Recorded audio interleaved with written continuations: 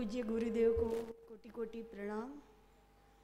पधारे हुए मेहमान श्री और मेरी सब गुरु बहनें, उन्हीं को भी वंदन।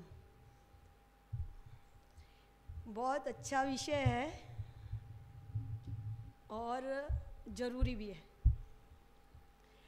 आज देश की हालत हम देख ही रहे हैं कैसी है, और देश की ये हालत कोई यूनिवर्सिटी या कोई संस्था इतना परिवर्तित नहीं कर सकती जितना एक माँ कर सकती है। ऐसा है कि मेरे अनुसार तो एक माँ क्या नहीं कर सकती, वो यदि चाहे तो दुनिया को पलट सकती है। आपने देखा भी होगा, एक गांधी जी आए, एक गुरुदेव आए, है ना, और आगे भी महापुरुष आए। एक ही काफ़ी थे, देश को हिला दिया, दुनिया को हिला दिया। तो वो हम भी कर सकते हैं। आज हमारा आर्य समाज आप देखो तो पिछले 2000 सालों में बड़ा निर्बल होता जा रहा है और कमी भी होती जा रही है। वो इन लोगों की क्या कहते हैं, विदेशों वालों की कूटनीति के कारण, जो उन लोगों ने ये बोला कि भाई एक बच्चा चाहिए, दूसरा नहीं चाहिए, तीसरा कभी नहीं चाहिए। एक तो ये उन्होंने अपनाया, दूसरा कि उन्होंने अपनी खराब नीति और चाल चलन हमारे देश पर हावी किया। तो आज आप देखेंगे समाज में कई लोग ऐसे हैं कि जो बच्चा चाहते ही नहीं है। आप देखेंगे वो अपना स्टेटस संभालने को चाह रहे हैं, बड़ी उम्र के भी हो जाएंगे पर बच्चा नहीं चाहिए। कई लोग गरीबी के कारण, कई लोग भाई एक बच्चा हो जाए फिर बोलेंगे नहीं नहीं इतनी परेशानी होती है, कौन करेगा इतना सारा। पर वो ये नहीं, उनको आप लोगों को, आप जो आए हो हमारी ओर से, उनको आपको तैयार करना है। अब आपके साथ जो हो गया, ठीक है ना, पर आगे की पीढ़ी को आपको तैयार करना है कि हमें बच्चा चाहिए, अच्छे चाहिए, संस्कारी चाहिए, और एक दो नहीं 3-4 चाहिए, ठीक है ना। और संस्कार देने का तो देखो बहनें हैं इतनी, बहुत अच्छे से आपको चाहिए वैसा बच्चा हो सकता है।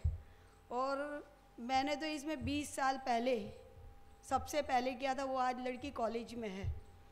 जब मैंने ये पढ़ा था तो मुझे हुआ था कि सही में एक संस्कारी बच्चा क्या नहीं कर सकता। और बच्चे को संस्कार गर्भ में ही देना होता है, और गर्भ के संस्कार इतना फ़ायदा करते हैं। तो मैं कहा चलो एक प्रयोग करें।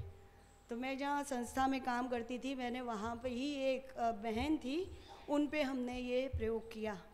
आज वो बहन है, वो लड़की का मैं आपको बताऊँ, वो केवल 10 साल की हुई थी। तो माँ को बोलती है, माँ तूने ट्यूशन क्यों मुझे रखवाया है? तो बोले बच्चे अच्छे हों इसलिए। बोले मुझे सब आता ही है। बोलती मुझे सब आता ही है, मुझे कोई ज़रूर नहीं है। फिर वो थी बैंक में का काम कर लेती थी, तो बैंक में आश्चर्य करे वो लोग। बोले क्या इतने बच्चे ऐसे भी होते हैं जो 10 साल की उम्र में मतलब लेन देन पैसे की कर लेते हैं। रिक्शा में जाती तो वो रिक्शा वाला छोटी बच्ची जान गई, बोले तो बोले देखो पैसे इतने ही होते हैं, मैं इतने ही दूंगी, इससे ज़्यादा नहीं दूंगी, मतलब इतनी कॉन्फिडेंस वाली। तो ये सब संस्कार कहाँ से आए? उसकी माँ के संस्कार आए। तो एक विचार की महिमा है। यदि मैं आपको अभी 2 शब्द खराब बोल दूं, आपके पूरे शरीर पे असर होगी ना। और यदि मैं 2 अच्छे सुहावने शब्द बोल दूं, कितनी प्रसन्नता आएगी। तो शब्द मात्र की असर है और विचारों की गरिमा। हम विचार करना वो हमारे हाथ की बात है। तो हम अच्छे विचार क्यों ना करें। कच्चा घड़ा होता है जैसे मिट्टी का, उसको कैसा भी आकार दे दो वो वैसा ही हो जाता है, ठीक है ना। पर निभाड़ने में पकने के बाद में नहीं होता है, आकार नहीं ले पाता है। ऐसे ही माँ के गर्भ में बच्चा कच्चा होता है, उसको जैसा मोड़ तोड़ जो भी दे दो वो वैसा ही होता है, चाहे माँ वैसी ना हो, चाहे पिता वैसा ना हो। मैं आपको इसके उदाहरण बताऊं। एक माँ थी, एक बड़ा सुंदर उसके घर में बच्ची का फ़ोटो था। तो वो उसको देखकर ऐसे सोचा करती ये कितनी सुंदर है, कितना छोटा, कितना सुंदर प्यारा फ़ोटो है ये। वो ऐसा सोचा करती थी गर्भावस्था में। अब वो जब प्रसूति हुई तो उसका जो बच्चा आया वो हूबहू उस फोटो के जैसा आया।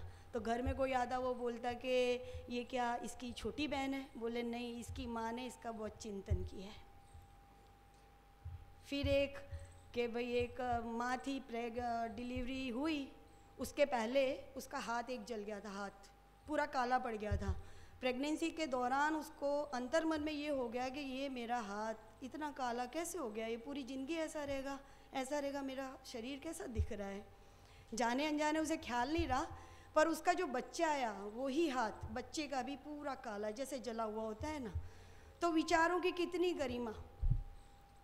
एक माँ बाप थे, वो दोनों झगड़ पड़े और पत्नी ने बोला कि मैं ज़िंदगी में अब पति देव से कभी नहीं बोलूँगी, कभी नहीं बोलूँगी, पक्का नहीं